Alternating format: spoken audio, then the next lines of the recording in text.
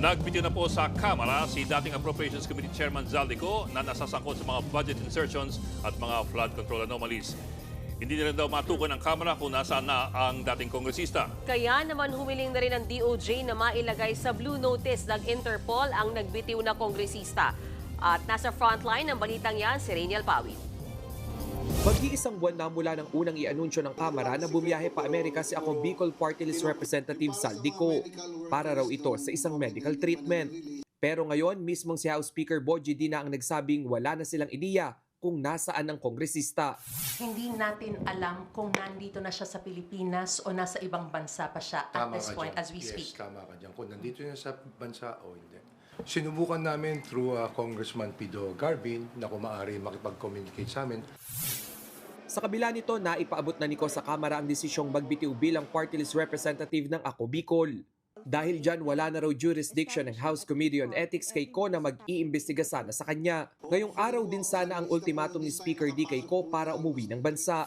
Bahala na ang Department of Justice at ganoon din ang ICI kung anong pwede nilang ipataw. Pero kailangan talagang bumalik siya sa lahat ng paraan na magawa.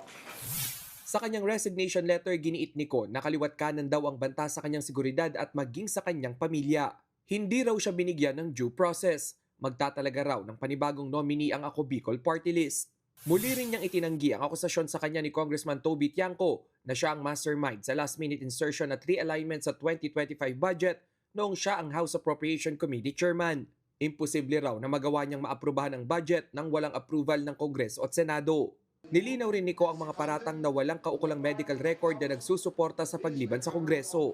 Hindi naman daw kailangan ng medical certificate sa pag-a-apply ng leave of absence. Kalagitnaan pa raw ng 2024 nagpapatingin na siya tungkol sa kanyang kondisyon sa puso. Pinabulaanan din ni Ko ang pamumuhay nila ng marangya ng kanyang pamilya. Bukod sa kanyang pagre-resign bilang miyembro ng Kamara, nag-leave na rin muna si Ko bilang kinatawan ng Ako Bicol Party List. Sa ngayon, wala pang kasiguraduhan kung kailan uuwi ng bansa si Ko. Dahil dyan, hiniling na ng Department of Justice sa Interpol na ilagay sa Blue Notice ang dating kongresista para i-monitor ang kanyang galaw. Kinumpirma yan ng palasyo. Nakausap po natin ang DOJ at sinabi po sa atin na sila po ay nakapag-request na po for Blue Notice.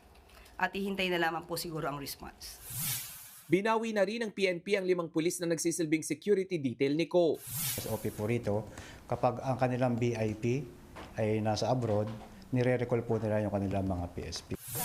Una nang sinabi ng DOJ na nasa Spain o France si Ko base sa natanggap nilang impormasyon.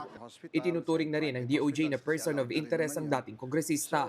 Panawagan naman ni Justice Secretary Boying Remulla kay Ko. It's the music. Diba?